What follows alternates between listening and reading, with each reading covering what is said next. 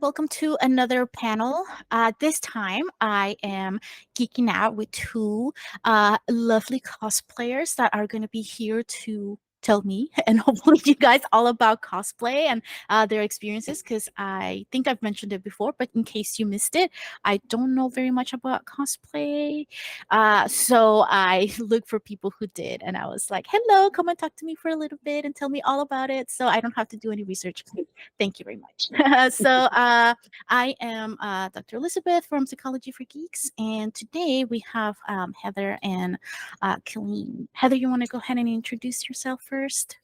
Yeah, I can do that. Hello, everyone. My name is Heather Boddy. I am a cosplayer. I'm also a fitness professional, and I teach classes live in New York City, which is where I'm located. But I also have my own workout program that I created called Geeknasium, and I use that to inspire nerdy people to get into fitness. And all of the workouts in my program are themed in pop culture and fandom. I'm about to celebrate my 10-year cosplay anniversary at New York Comic Con this year. So that's coming up in October, which is very exciting. And it's weird because I feel like I've been cosplaying a lot longer than that, but also it 10 years feels like a long time too. So it's like that balance of like, wow, this is a long time, but also it doesn't feel like any time at all. So yeah, that's pretty much me. I am a podcast host. I do a lot. I'm also an actor. I'm a mixed, I'm a multi hyphenate, as they say. So Are you doing like a special cosplay for your 10-year anniversary?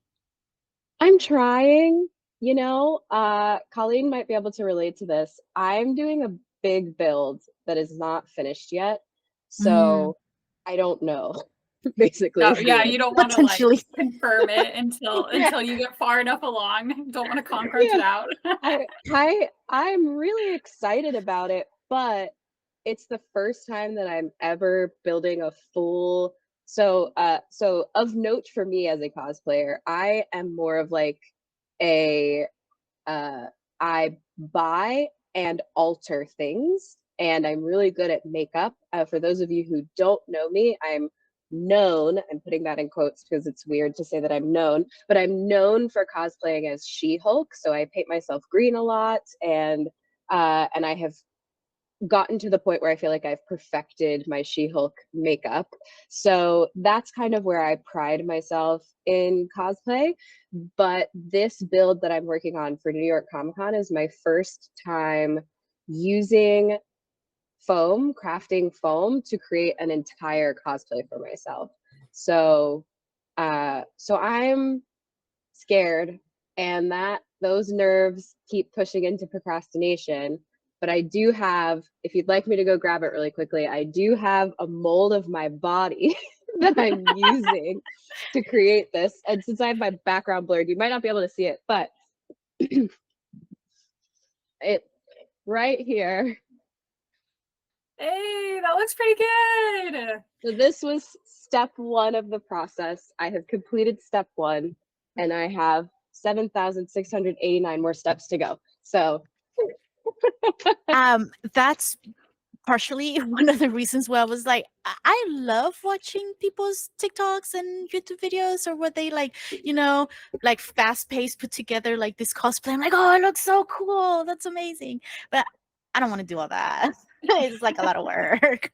yeah, and the cool thing is that you don't have to, and what you can like, you don't have to jump in the deep end, right? Like when you start cosplaying, you can start by doing what I did/do, which was like going to a Halloween store, or going to ordering online, or like the things that seem scary. And then there are some things that aren't as scary as they seem. Like one of my first like things that I made for myself was a tiara to cosplay Shira. Um, Mm. and so I have a Shira cosplay where, I mean, and I had a friend with me. I need accountability. I'm the kind of person that needs like someone to be like, you need to do this now. But I had a friend with me to help me, mold it and do all the linings for it and figure out what we were doing. Like we were just kind of learning together. So I started really small. I made that foam tiara, in 2018. So that was like probably the first thing that I ever like made on my own. And then I made a huge build. I made the tentacles for Doc Ock from Into the Spider-Verse. Mm. And that was way out of my league. I had no idea what I was doing. I made it work, but as soon as I took the cosplay off, it fell apart. So I could never wear it again. Yeah. But it lasted until you needed it. So that's good. Yeah. Well, what happened was I was like, my friends kind of had to glue me in place because the ideas that I had for how to keep the tentacles up, it didn't work. So we had wire hangers, we had strings, we had glue, we had a bunch of stuff. And so as soon as that came off, it was not going. I still have all the pieces, but you know, if I ever want to do it again, it would take an engineering brain to figure out how to get it back together. That creativity that goes into doing this, I'm like, I think that's part of what like exhausts me, because then I see like, oh, but like just the fun part for me will be to like wrap myself like the body armor that you did. Like I think that's as far as I could get, because I'm like cutting the fabric and like sewing it together. I cannot do it in a straight line. That's the first thing. And I'm like, I would just get so frustrated with the whole process. But I would like to be of help to someone else who is willing to go through the process Yeah, for and what you that. could do is find someone who's really good at it, and then you can help them make stuff for you. Oh, smart. Okay, There you okay. go. What about you, Someone Colleen? who How did likes to you do get it. into sort of like the cosplay fandom? Yeah. So hello everyone. I am Colleen Cosplay. I run the Colleen Cosplay YouTube channel. I've been running it since 2018. So it's a YouTube channel that is mostly tutorial based. I have tutorials for all of the cosplays that I have made. Even this one, I am cosplaying Tekna from Winx Club. And I'm also disabled, which is a big part of the content I make. So I'm an ambulatory wheelchair user. I use forearm crutches, I use a wheelchair, and I also make tutorials on how to cosplay with mobility aids, how to decorate your mobility aids to match your cosplays, how to make your cosplays accessible to use with mobility aids. And I talk about my experiences going to cons, doing the cosplay thing as a disabled cosplayer. How I got into cosplay, that was your question. So I've also been cosplaying for a little while. I went to my first con in 2012, and it's been a few years since then. I wasn't super serious about cosplay, but it's something I took very seriously in 2018 when I finally started my YouTube channel. I was like kind of going through some things because I was not always disabled. Like I was a healthy athletic person for most of my life. And then I started having these symptoms from my disability. I have hypermobile syndrome and osteoarthritis. So it kind of developed over my teenage years into my 20s. And then it got to the point I couldn't do all these athletic things and all these things I'd kind of, envisioned my life around. So I was kind of stuck here at this point of like, okay, I can't do athletics. I can't do all these other things. I don't know what's going on with my life. It's a very difficult place to be in. But one of the few things I could still do is cosplay. I find it to be a very accessible hobby, like the crafting and stuff. It's very easy to put something under a sewing machine. Like I don't have to be able to walk or run to do that. So I went like 100% into the cosplay as I was dealing with my disability. And then I made the YouTube channel as like another thing to do. Those were kind of my main hobbies. And the more I, made videos and tutorials and talked about these things, the more people were interested in hearing about it and could relate to it, and thus Colleen Cosplay. Wait, so what was your very first cosplay? Do you remember? It depends on if you count like Halloween costumes, but the first that I consider, my grandma actually made me a costume. So that was like the sweetest thing ever. But I was the Flash from DC Comics.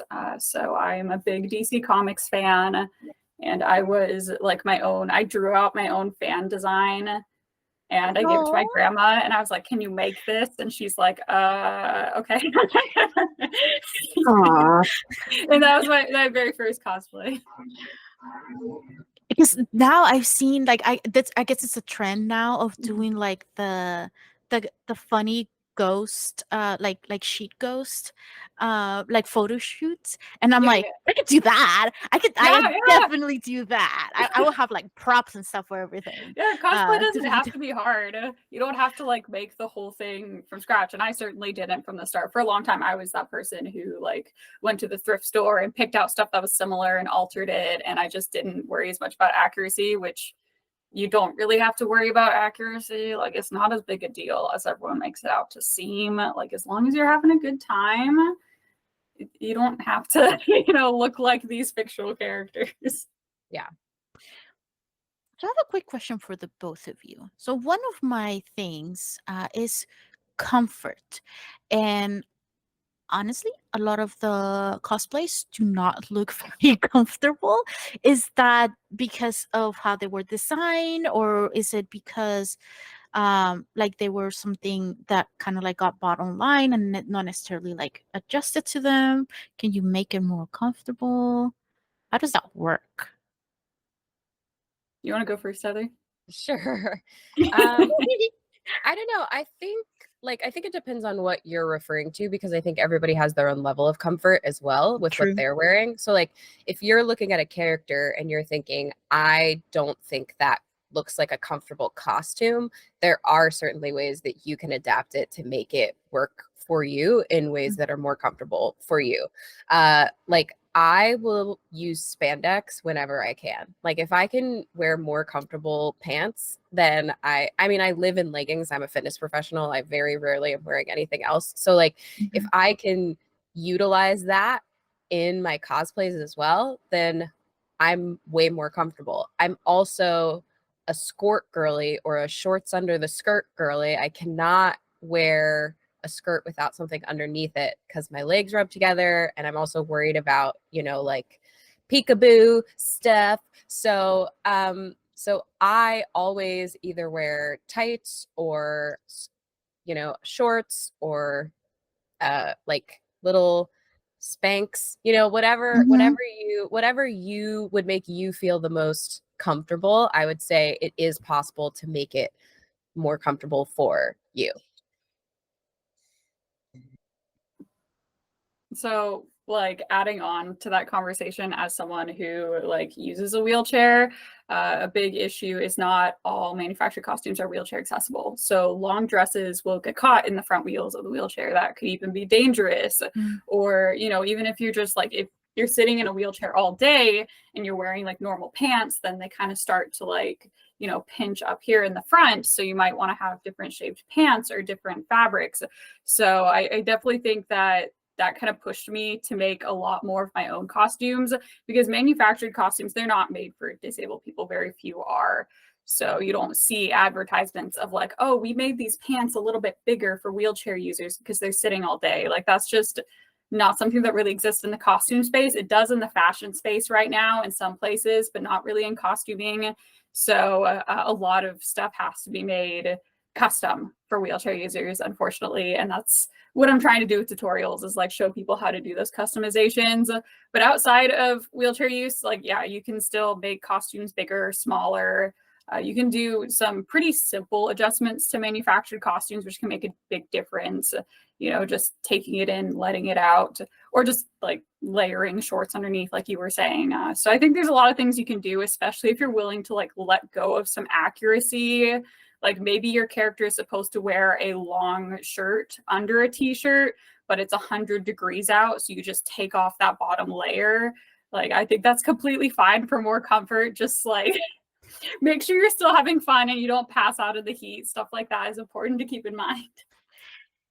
That kind of freaks me a little bit, because you kind of like touched on, how accurate the cosplay is.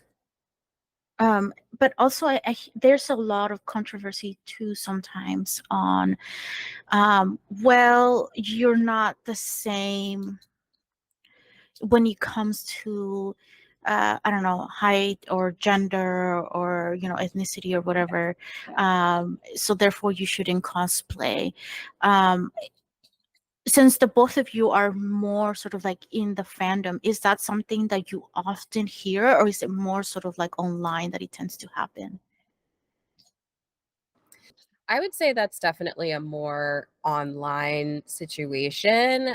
People are very comfortable behind their computer screens, like behind a keyboard, where you're not having a face-to-face interaction. Like, I think that that's where people are more comfortable spewing that sort of hatred. And normally the people who are saying that stuff are not also cosplayers. They're just Mm, truly trolls or people on the internet who go there to make people mad. Like mhm, sometimes they are a part of the fandom, but there are toxic people in every fandom. So just keeping that in mind. But like when you're at a convention in the convention space, if someone is a fan of what you're cosplaying, no matter how accurate it is, they will let you know that they appreciate your cosplay. Like it's more positive for the most part in person. I know mhm, in very, very few cases, it has never happened to me, but in very few cases, does that ever happen in person where someone will actually say something that is unkind to your face?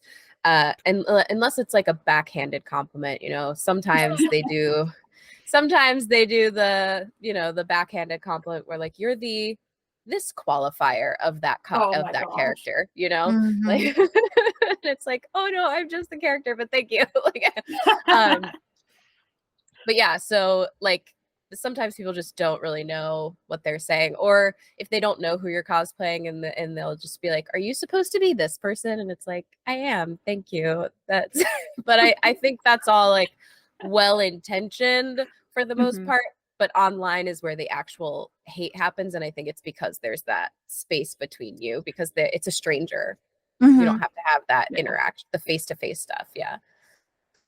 Yeah, I'd say I mostly agree. I do cosplay Supergirl with a wheelchair, crutches, which has brought out some very strong sentiments from people. Mostly online, like you're talking about, and I found mostly not in cosplay. I have had people say bad things at cons, but clearly I've been to like a lot of conventions, so I have a really big sample size. And again, it's not cosplayers, it's like people who are there to like get autographs or whatever, and they see me in my wheelchair as Supergirl, and they're just like, man, I just got to tell her she shouldn't cosplay Supergirl anymore. And I'm like, mhm, this is really awkward because I'm just sitting here as a person and we just kind of stare at each other until they are like, wow, that was not the right way to take this conversation. And they just turn around and leave. So yeah, Yeah. it's something that definitely exists, but I can't think of a time I've ever heard it from like another cosplayer. Cosplayers very much understand that we are people having fun. Whereas I feel like a lot of the people outside the community, they almost view us more as like face characters, like at Disneyland or like party mhm, princesses. Like sometimes people will expect you to even act out a role, act like the character and know things about the character. So I definitely think it's more of a community like knowledge of these are just people dressing up because they like the fandom, and people who are outside that, which I think is getting better as cosplay is getting more mainstream. Maybe I'm just Yeah. being like overly optimistic. I feel like it's gotten better over the years. Oh, I had like two questions and I lost them both. Great. Wait. So how do you choose who to cosplay?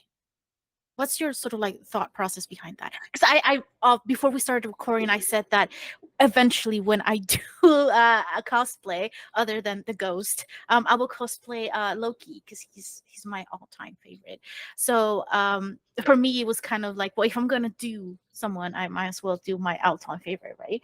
But you don't stick with one. You do a bunch of different ones. Like I've seen you guys do really cool ones online. So like, how do you decide which one you're gonna go with?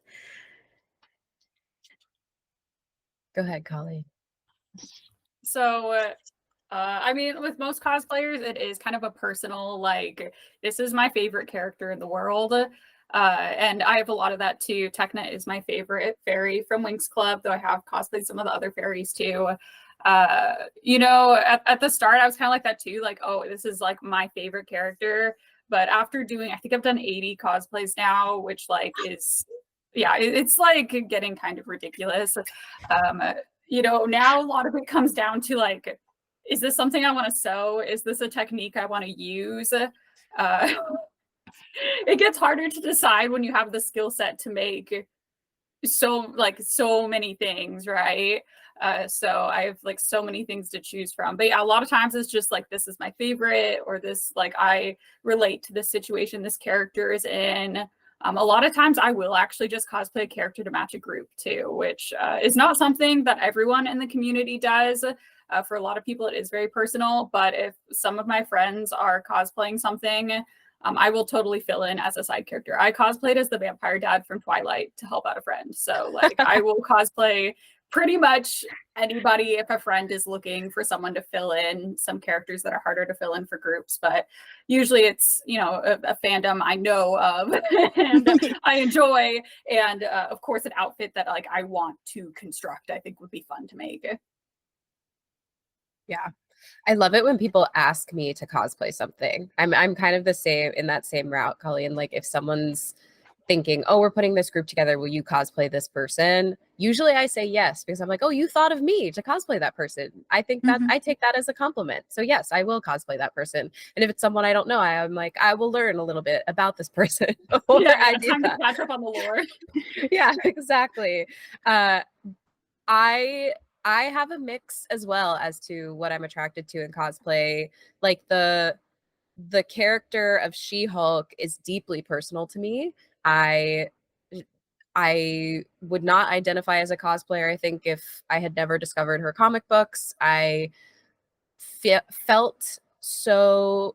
I mean, She-Hulk basically changed the trajectory of my life. If I'm not being dramatic, right? Like when I discovered her, I was in a really dark place, and it is actually really closely linked to my fitness journey as well. I grew up in a larger body my whole life, and I moved to New York to pursue a career in acting. And I had kind of hit rock bottom in my acting career when I discovered She-Hulk. And what I was doing to make myself feel better was I was going to the gym and I was punishing my body for the way that it looked at the gym. And I was beating myself up and I was trying to make myself smaller so that I could be cast in things, because that's what I thought. That's what I was being taught by society and by casting directors and, everything. Everyone was telling me that I needed to exist in a smaller body.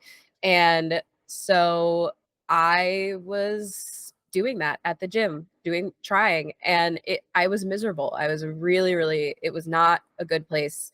And if at that point you would have told me that I'd be a fitness professional now, I probably would have been like, why would you torture yourself like that? But it was me discovering She-Hulk and starting to read her comic books where I started to discover how I could feel more empowered in my body, because She-Hulk is, she exists in her giant green form. And that is different from her cousin, from Bruce, the Hulk, because when he is the Hulk, he just acts like a giant toddler and he has no control over his intellectual capabilities, right? But when She-Hulk is in her Hulk form, Jennifer Walters, when she is in her Hulk form, she is still just herself. Like she has all of her same intellectual capabilities, and she actually chooses to live her life in her Hulk form because she finds it more empowering. And I thought that was really cool, because I was like, this is a woman who is choosing to exist outside of society's expectations for her. She is choosing to be giant and green, and she's going on dates, and she's starting her own law firm, and she's doing all of these things. And I just found that to be really empowering and really inspiring. And so then I started channeling her into my workouts, and I started feeling really cool and really strong and really just better about fitness in general. And when I had that sort of mental flip, I was like, hey, I want to become a fitness professional so that I can teach other people that fitness doesn't have to feel like shit, because I thought that that's what it had to feel like. And I was like, it can actually be really fun. And like She-Hulk made fitness fun for me. So that's why I became a certified fitness professional. And I started cosplaying her because I felt like she embodied everything that I was, but also wanted to be, but also just like, you know, all of those things. And so that's why She-Hulk is so deeply like she feels like she is me. So she's one of those like she is me characters, right? Mhm. So I had, you know, no choice. So she is me. Uh, and so I think that when you see a this person is me character, it's always really fun to cosplay them because you feel so seen in them and so Mhm. represented by them. But I also love cosplaying characters that have things about them that I wish I had that I don't quite see in myself. For example, Megara from Hercules. I don't necessarily see myself as like sultry and sexy and sarcastic. And when I put Meg on, I just am like, now I am all of these things, you know, and it feels really good. And then I take it off and I'm awkward again. And it's really, you know, I don't know how to hold myself.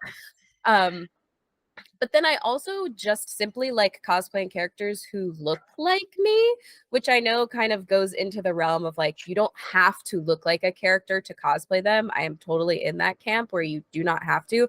But I also really love when I do look like a character. Like one of the reasons I cosplay Moana is because I feel like we have a lot of the same features. And it was the same when Luisa was introduced in Encanto. That was Mhm. another like, she is me character. Mhm. But it was also just like, she's the way that she's animated is just like broad shouldered and large. And I was like, I like that. I like that she's shaped more like me than any other character I've seen, you know? So Mhm. I think it's like people choose for a bunch of different reasons, but I think it's always got something to do with like something that you're passionate about, whether it's the character themselves, what they're wearing, or being asked to do so. So, to what extent do you guys um act or talk like the character you are cosplaying in a con? I don't do much, so maybe I shouldn't talk about it much. I found that when I act in character, like some people, again, a lot of non-cosplayers, they have a really hard time seeing past the wheelchair. Mm. So when I act in character, they're like, oh, well, if you're in character, then what did your character do to be disabled? And it gets really uncomfortable really fast. It's also very Yeah. confusing for kids. So I just don't. It's also not really my passion. I am not good at acting, but the actual actress can probably tell you a bit more about it. I actually don't. I don't love it. I think I keep like my act like cosplay in and of itself to me is a performance. And Colleen, I really liked what you said earlier about like we aren't party princesses or we Mhm. aren't, you know, those hired actors that they get at Disney. That's something different. And Mhm. we are more just like showcasing a character who we are proud of on ourselves. And I think that's what makes cosplay so special is that you're not acting like anybody else. You are you, but as that character, Mhm. if that makes Mhm. sense. And so I kind of keep it separate, to be honest. And maybe this comes off a bit negatively, I don't know, but I also get really annoyed when people expect me to be in character in cosplay No, and they I get start like annoyed too.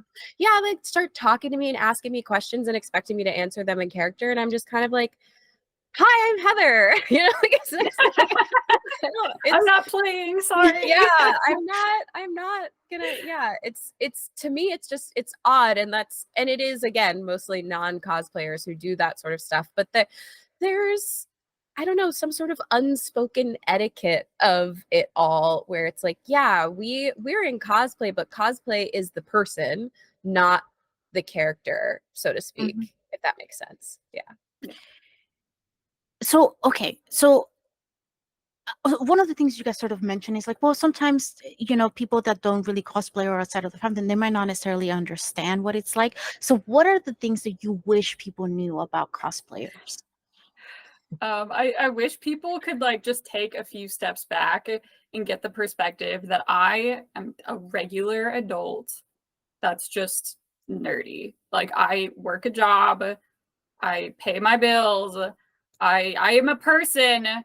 I just dress up for fun. I think a lot of people they see the costume and they, you know, associate you with, you know, a production, maybe like, oh, a movie, you're part of the movie, or they associate with you with a character they really like. And that's like not bad. I love having those fandom interactions. But I think it's just knowing, like, okay, when I saw you cosplaying this character, it reminded me of this funny scene from the movie, and I really want to talk to you about that. And you just have to make sure you keep in mind that, like, I am not the character. Some people love doing role playing, and like I will role play when I do lip syncs. But that's kind of a different realm. It's on stage. That's expected. It's a space where you are supposed to role play. But just on the con floor, just having that like realization of like, this is just a person. It's just a human. You wouldn't ask, you know, people trick-or-treating on Halloween to perform for you, you know, like we're just people in costumes. Yeah. Colleen also brought up a good point earlier too about like some people have an expectation of you to have a certain knowledge of a character when you are cosplaying that character. And of course, like even me, I don't know everything that there is possibly to know about She-Hulk, even though she is me, right? But what I really don't like when people sort of quiz me about her. That feels disrespectful to me, to be perfectly honest. And like, I think there's a difference between a Q&A and like genuinely asking or sharing your passion about a character, right? So if someone came up to me and was like, oh my gosh, I love She-Hulk. Did you read this comic book where she does this, this, and this? And I can say, oh no, I haven't. Tell me more about it. But it comes across a little differently when it's like, have you read that comic book about the this, this, and that? And it's like, no, actually, I haven't. It's like a tone thing. It's like an exchange. You know when you know when you can tell when it's like a passionate person wanting to talk to you about something and someone who's like quizzing you. And on the flip side of that too, and again, it teeters on disrespect, and I think it's meant as a compliment. But when people tell me that they hated the She-Hulk show, I hated the show, but I like your cosplay. I'm like, what about me cosplaying this character makes you think I care about your opinion on that? Like, I'm literally cosplaying her right now. Like, I loved the show. What are you talking about? Well, I mean, it's probably sort of like in a way connected to how they think, oh, maybe you're a part of like the production or something, right? Even though like that's not how any of it works. But yeah, there's this. So part of the reason why I wanted to have these panels and create psychology for geeks is because I realized that a lot of people don't really understand how much it really means to us sometimes. I know we did a panel where we talked about grief because I was like, listen, well, Loki has died very many times, and he's come back to life. But the first time that he kind of did die for real, I was very upset, and a lot of my friends who were not geeky, they just didn't really understand. And there's like, it's just a fictional character. And I'm like, but not to me. It's sort of like my comfort character, or it's someone I identify, or someone I have been following along, right? In a very long journey, because you have those shows that go on, like for example, One Piece has been happening for so long, and if you were a fan from the beginning or from like a few years ago, it's sort of like it becomes a part of your life, a significant part of your life, right? And one of the things you kind of pointed out, Colleen, is that sometimes it gets to be a little too much when you cosplay more than 80 different characters, and you kind of have to make sure there's enough space for everything there. So it becomes a huge part of your life, and for people to go like, yeah, but they're not real. I'm like, Oh yeah, they're real to me. They're real to me, and that's all that matters. And that's kind of like, unfortunately too, I'm not sure if this is something that eventually gets addressed in therapy, because it can really have an impact on us, right? Like when someone just kind of walks up to you and say, well, I hate the character, and then you're like, like, you don't need to say that to me. Like, you could just told everyone else. But like, when you're like cosplaying them, clearly you love them or like them enough to put so much effort into like this cosplay. So it really does, it can have sort of like an impact on our mental health in a negative way. But I would like to talk about, uh, have you noticed any positive impacts of being part of the cosplay community in yours or like other people's mental health? Yeah, it's been so amazing seeing the community grow, because when I started my YouTube channel, I like could not find any other disabled cosplayers online, like Mm. with a like significant internet presence that I could Google search. So, Mhm. you know, here I was dealing with this disability and all like the thoughts that come with, am I going to be disabled for the rest of my life? Am I going to be able to have the career I always wanted? Mhm. Stuff like that. So I'm like, okay, I'm gonna focus on cosplay. That's gonna be my hobby. I'm like, this is gonna be my thing, and I can do this with my disability. I go looking like, okay, there must be other disabled cosplayers, and there totally are, but there wasn't really an internet presence for it at the time. And it felt very isolating, right? It kind of felt like I was stepping into this hobby, you know, and like, where was the other people who looked like me? So Mhm. when I started making my channel, like the response from people being like, oh, I'm disabled and I would like to cosplay, and like you make it look possible. Or people who are like, I've been cosplaying my whole life, but I gave it up because I was disabled and now I think I could get back into it. So like, I think it's just really positive to see people like who you can relate to. Mhm. Not Mhm. just like, you know, in life, like, oh, you're disabled, I'm disabled. Doesn't even have to be that deep, but just seeing other people who cosplay from what you cosplay. And it's also makes it like really easy, like at cons, to like, you know, kind of make friends, just to go up to people and be like, okay, I'm cosplaying Winx Club, you're cosplaying Winx Club. We already know we have a shared interest. Mhm. So maybe I want to go up to you at con and ask you like who your favorite character is, or like how you first found Winx Club.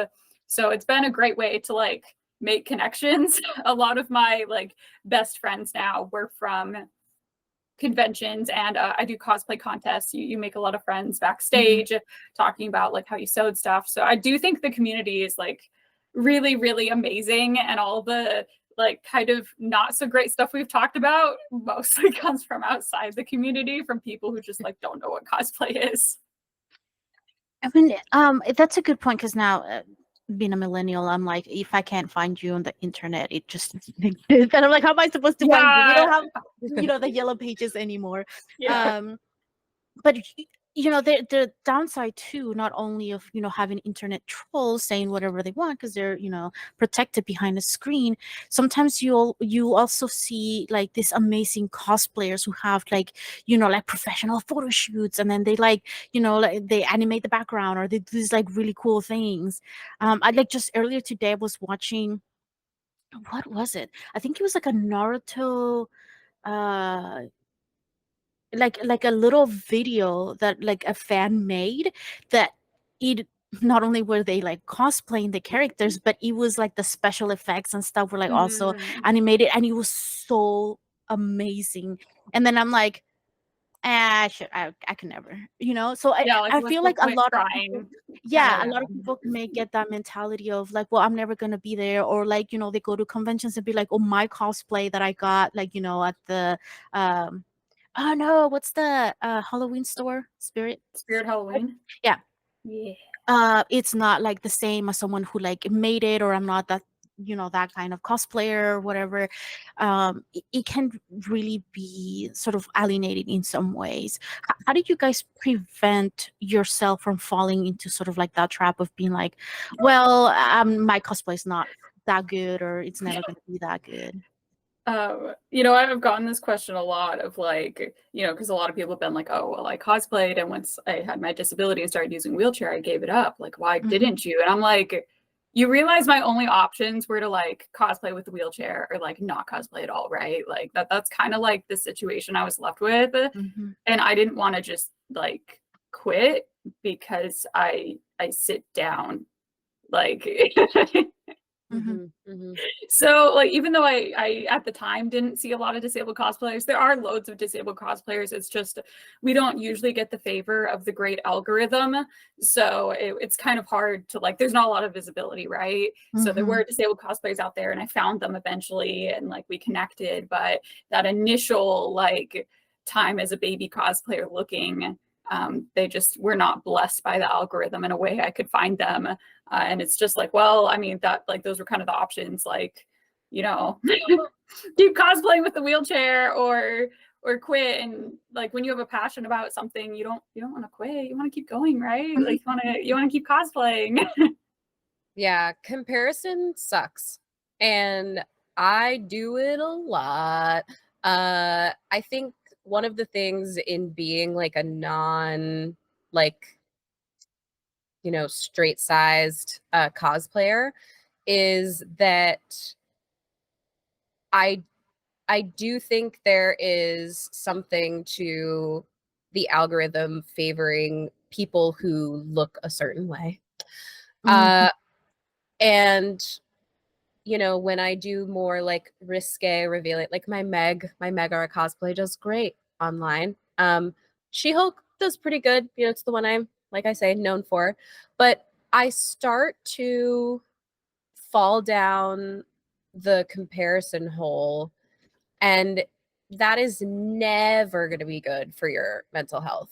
Mhm. Like, you're cosplaying this character because you love them and you have the skills that you have, because I also see the, like, for lack of a better word, envy of people who have very good editing skills or have studios where they can shoot cool videos, like people who are TikTok famous and they have those like fun lights in the backgrounds or Mhm. whatever. Like, I don't have the energy for that. I tried that during lockdown and was like, I can't get myself off the couch to do this because it drains me. Like, Mhm.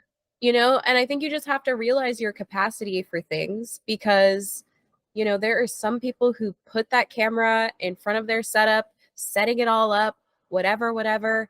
It doesn't drain them. It brings them so much joy. For me, I'm like, I can't do it. I don't want to do it. So I do other things, right? Mhm. That are true to me and true to who I am. And I think you just kind of have to find where you fit, because there is a place for you and there is space for you and for all of us in this community. But you don't have to try to be doing something else, something that someone else is doing. It doesn't have to be comparison, because as cliche as that saying is, comparison is the thief of joy. And all you can do is focus on your skills, what you're doing, what you bring to the table. Are you having fun? Checking in with yourself in those ways, because when it starts to feel like a chore and you start to feel like you're hammering yourself to do it, that's when it kind of gets a little dicey, and you have to remind yourself, I do this because I love it.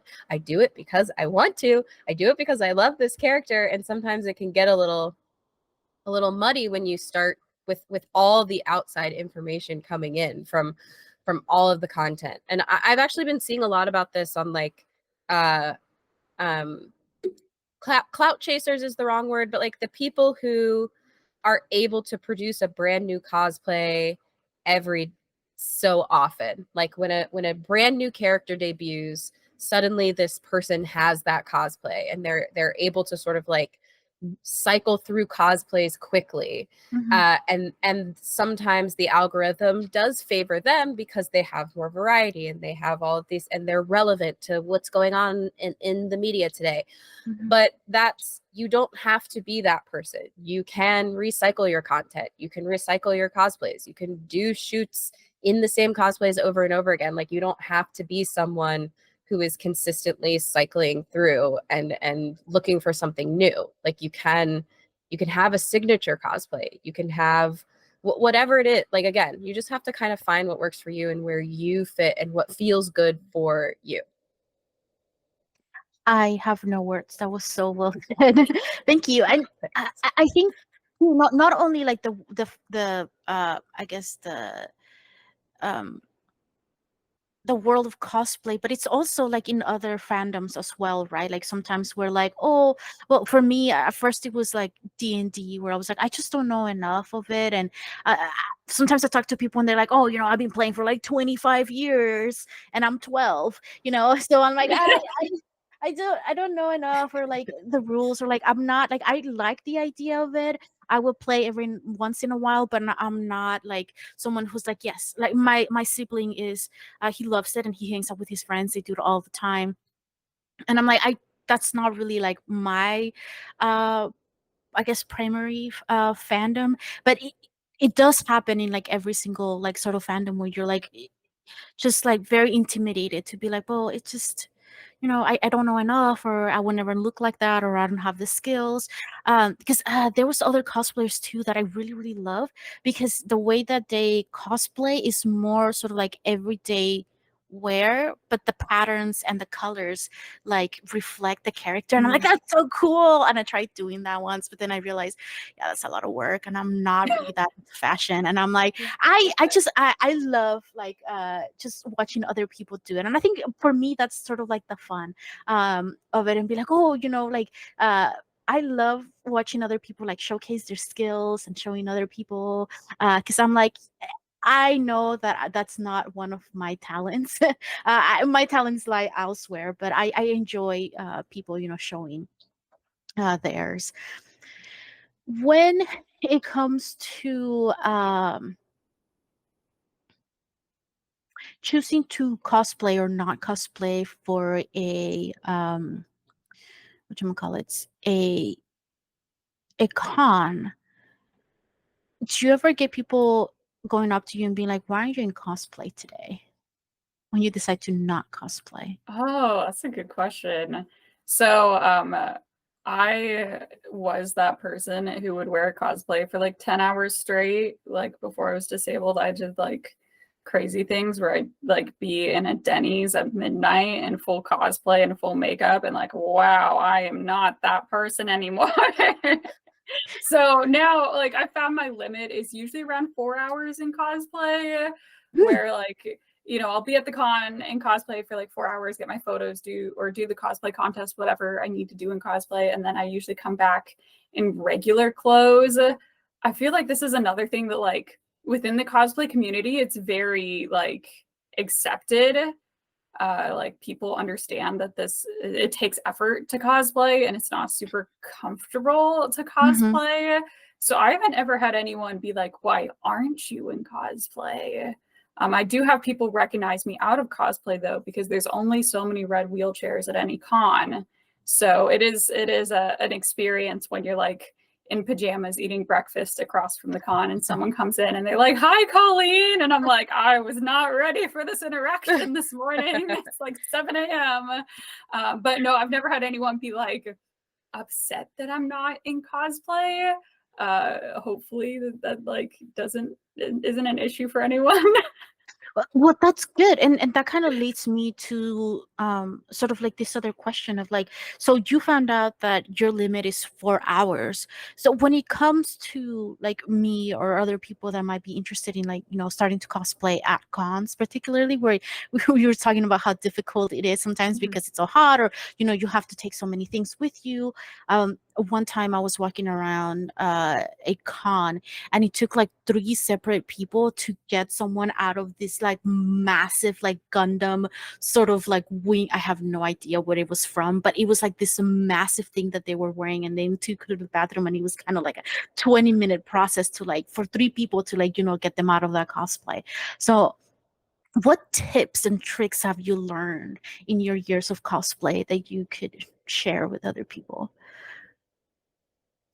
So I would suggest to just pick one thing that you really want to do in cosplay at the con, whether that's the cosplay contest, a photo shoot, a panel, and prioritize that. And then don't beat yourself up if you are not able to wear your cosplay after that, because then you've kind of like met the like where you have put in your head the expectation. So that's what I do anyways, but I have like a very limited amount of time I can be in cosplay. Well, again, that's good to know. Like, figure out what your boundaries are, right? In terms of like how long you can be in cosplay, and the things that you want to do. Because that's kind of like the things that I recommend to people as well. If it's the first time going to a con, I'm like, just like about 3 things that you want to do that day, and anything else is extra. Because otherwise you're like trying to do it all at once, that it becomes very draining, and then you're going to end up hating it because you're not going to be able to do all the things you wanted to do. Yeah. Are there any tips, tricks? I really like that as a tip. In terms of like costuming, I think that you know, there are some cosplays that I have worn where it's like, once I go to the bathroom, I'm not putting this back on because they're just so complicated and there's too many layers and all of that. I think if you're new coming into it, you will discover it's trial and error, to be perfectly honest. Like, you know, you're never going to be fully, you're never going to get to a con and have it go the way you expected it to. Like, no matter how long you've been doing this, I mean, I booth at cons, I speak on panels at cons, I have like places I need to be, and nothing ever goes according to plan. Cosplays never work out exactly how you think they will. I think that just like giving yourself that expectation of like, nobody is having the day they thought they would, basically. We're all just kind of getting through the con. It might help manage your expectations about how cons go and how people are at cons as well. One of the things that I've seen quite often at cons now, it's either someone dressed as someone who is helping repairs cosplays, or there being a booth for that specifically. Have you ever had to use that because of a cosplay that didn't quite stay put? I have lost my entire wig on stage before. Oh. Like the entire thing. It was for like a lip sync, and I was doing this move where I like flipped the hair back really dramatically. I lost the entire wig, and then I proceeded to roll over it with my wheelchair. And the worst part is I still had the wig cap on. So then I like pulled off the wig cap because I was like, at this point, we got to go natural hair and like keep the show going. Like, there's no way I can get this wig off the ground and back, like, you know. So I just pulled off the wig cap. And I feel like I for sure have used cosplay repair before, but I cannot like tell you the specific story. I will never forget losing my entire wig in front of a live audience, though. I hope you won that. Lip sync battle. I did get a lot of compliments for like recovery. Like, a lot of people felt like I even had some people who saw the video later and were like, "Did you do that on purpose?" And I was like, "No, no, I did not. I did not do that on purpose." Because I am a cosplay buyer, a lot of times I buy cheap shit and it rips at the con. And so usually what I do at a cosplay repair is I'm just like, hey, can you get my armpit real quick? Or hey, can you sew this back on? Or whatever, like whatever it is.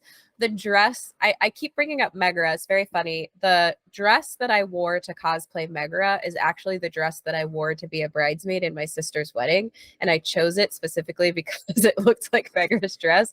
And I was like, after I wear this for her wedding, I can use it for cosplay. There you go. Yes, but the problem is that it's the way that it is built is not the sleeves are basically useless. However, my bust is too large to hold the dress up on its own, so I need the sleeves, right? So the sleeves are almost just there for decoration. However, when I was wearing Meg, I wasn't wearing a bra or anything because the dress, it's hard to explain, but anyway, the sleeves started ripping on the dress because my boobs are too heavy. And so I had to go to cosplay repair and be like, what can be done? I don't want to flash the whole convention. So now when I wear that too, I have to wear something underneath the dress to hold my chest up so that the dress isn't taking the weight of my bust. I don't know. I'm like, maybe I should just stick to being a chic ghost. That sounds a lot easier and fun to do, or have someone like walking behind me that has like a whole like a costume repair to avoid things like that. Wait, that's another question I wanted to ask.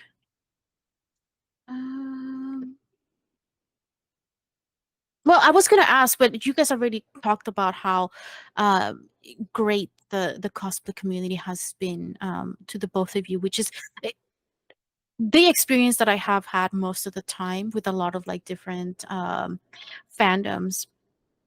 But again, there's usually, you know, these comments online over there, well, I would never cosplay because X, Y, and Z, and doing all these things. So what would you say is your favorite part about cosplaying? That's a big question. I mean, I think like, yeah, like I've already said, like community. I mean, obviously I love sewing too.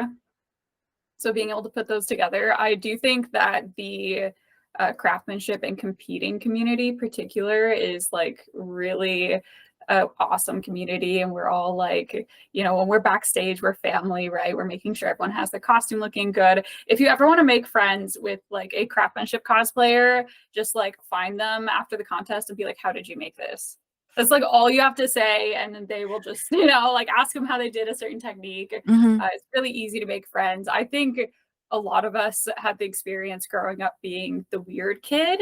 Like a lot of us, you know, we were kind of strange to our peers. So it's just that feeling of like when you go to a con, or even if you're like in an online space that's fandom related, that you kind of have this feeling of like, oh, we're all the weird kid Mm-hmm. together. Like, you Yeah. know, it's just this feeling of like we're all together, you know, we're all backstage together for the cosplay contest. We're all at the con doing cosplay. We're all a fan of this show. You really just like I know I've said it so many times that you just can't beat the community feel of it. Yeah, there's this term that I learned when I went to San Diego Comic-Con back in 2018. It's called cause positivity. And I really like that term because it essentially is the celebration of cosplayers celebrating each other, or that all cosplays are valid, all cosplays are great, everyone is welcome, there's enough room for all of us. It doesn't matter what you look like, it doesn't matter who you are. And that really stuck with me when that term was shared with me, because that is exactly how I feel the cosplay community is. But for me personally and specifically, I think cosplay can bring out a side of you that you didn't know you had all along. And I think that's something I really like about cosplay.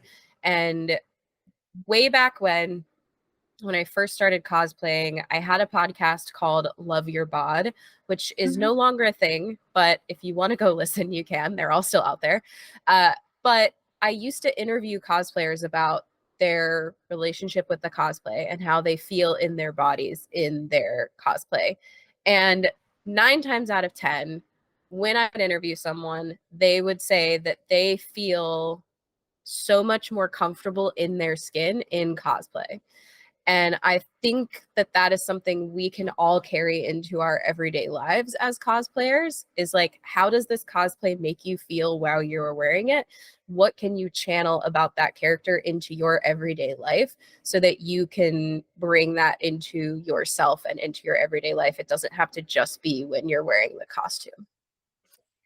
One thing that I've noticed as well is this drive for a lot of people to be like, well, you know, in 7 months or whatever, or next year, I want to cosplay this specific character, so I'm really gonna hit the gym and like bulk up or look a specific way to be able to like really like embody that character. Since you are sort of like in the world of fitness, is that something that you often come across? Would you recommend something like that, or is that not sort of like I want to say the right type of mentality for to start sort of like your fitness journey?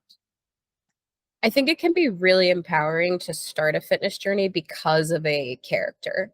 Hmm. But I also think it's important to note that these characters that we're cosplaying 9 times out of 10 are fictional and are either designed to look that way, or we're actors who were paid a lot of money to look that way.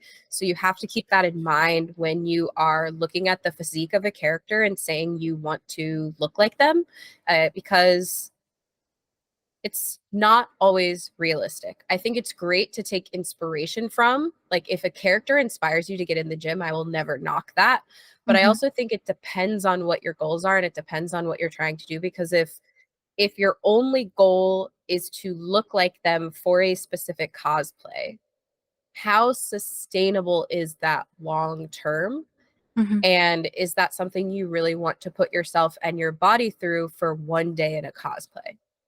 And that's kind of how I would look at it, is like, is this something like, and there are some people who are willing to do that for their health. Like if they have to sacrifice a lot to look a certain way to exist in that cosplay for one day, there are people who are willing to do that.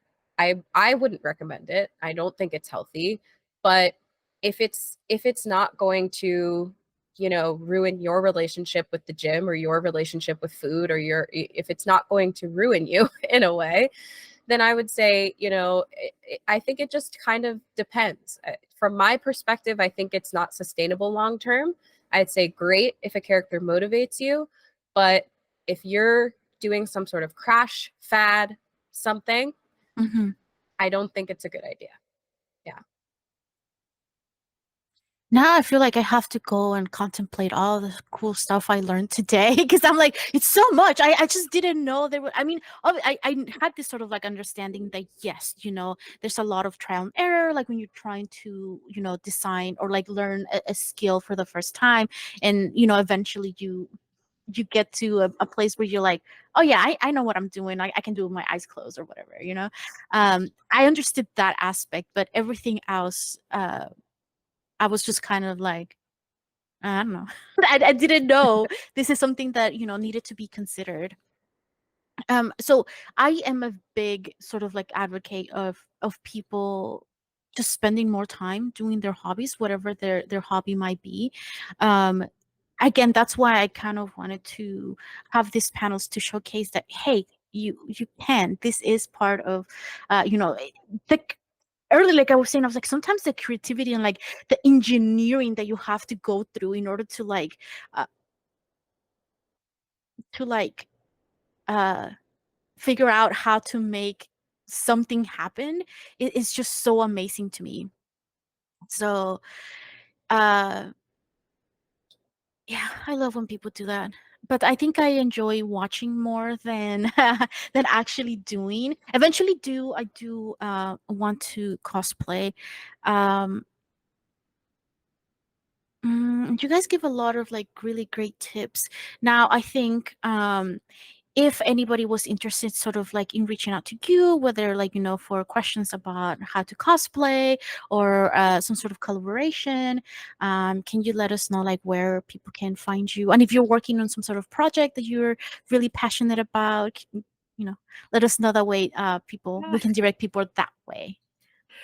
So I am Colleen Cosplay on YouTube and on Instagram, and I'm always happy to talk and do these sorts of things. I also have, like I said, a lot of tutorials on my channel. So if there's any questions about like how to make a cosplay or how to adopt a cosplay for your disability, like I'm always happy to answer those questions or direct you towards tutorials. As far as what I'm working on right now, I'm not doing a whole lot because this is kind of my downtime before I make something for SoccerCon Easter weekend.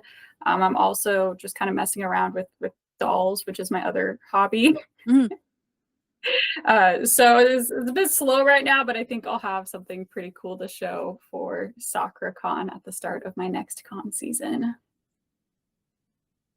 Wow. Wait, That's amazing. wait, before we move on, did you guys have like specific conventions you go to every year? Yeah. Oh. Yeah, I have. Well, I also like there are usually a few I throw in that aren't the same, but otherwise it's usually like the same sort of circuit, like the Pacific Northwest Circuit is what some people call it. And Mm. you can do either like kind of the comic side of things, which would be Emerald City Comic Con and then Rose City Comic Con. And then we have some smaller ones in the summer, or you could do the anime side, which would be SakuraCon, KomoriCon, and then a smaller anime con like KoronekoCon in the summer. So each like regional community, you kind of had like a con circuit is what people I've heard calling it, and you just go to those cons every year. Yeah, because because of Psychology for Geeks, I'm like, there's so many conventions I wasn't even aware of, and I'm like really sad that I'm like, I lived in this area for like a long time, and I didn't even know these things existed. Well, to be fair, I live in a very rural area, and a lot of the conventions that we have now, they just have been happening for like 5 or 6 years, so it's all relatively new. But I don't know, it just makes me really happy that there's so much more we have more spaces where we can make friends and geek out and have opportunities to showcase our talents. Heather, um I totally interrupted you, sorry. No, you're totally fine. So I can be found pretty much on any form of social media at Heather Boddy, and my last name is spelled Boddy. I know it looks like body, and sure, it would be cool if that was my last name because I'm a fitness professional, but it's not. It's Boddy. But like I mentioned at the top, I have a workout program called Geeknasium that is specifically tailored for nerds. All of the workouts in there are themed in pop culture and fandom, and it's a completely virtual workout library. You can log in just like you log into Netflix. You can browse the workouts based on your favorite fandoms.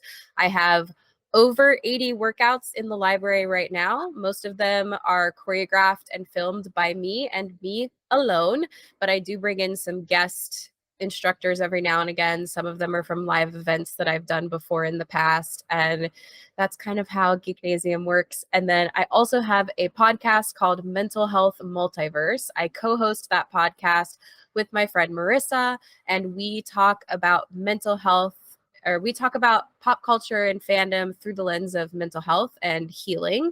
So we've dissected the Disney princesses so far. We also did some Disney Pixar movies. And in our season 3 that we just launched at the beginning of September, we are talking about Disney villains, which is very exciting. Ooh, yes. Yeah, and next season we're evolving away from Disney Direct and we're going a little towards the Marvel aspect of things. So we're really excited to do that. But what we do is focus on, mental health healing through all of these avenues that we like to watch. So yeah. In case you missed it, that's okay. All of the information will be in the description of the video. So you don't have to worry about that. You can just sort of like click the links and find them. So yeah, I highly encourage you guys to check them out because they have really amazing cosplays. I should know have followed them for a very long time, and I'm like, ooh, it's nice. And also, yeah, don't forget to subscribe, like, share this video. If you are a cosplayer, let us know. Let us know what your favorite cosplay is in the comments. Check out all the cool stuff we are doing. Psychology for Geeks. You can head to our website, which is psychologyforgeeks.com, or you can just, oh, yeah, I almost forgot. We have a Discord group now, so you guys can join us. And we have a lot of cool events planned for the next few months. I can't remember when this has been released, but either way, when you join, there will still be events happening because I want to do like several events a month on our Discord. So check that out and follow us on our socials, which will also be in the description of the video. And thank you for joining us today for this panel. And thank you, ladies, for Thank you. for taking this afternoon to come and geek out with me about cosplay and So fun. teaching us, yeah, about cosplay. So we'll see you guys on the next panel. Bye bye. Thank you. Bye.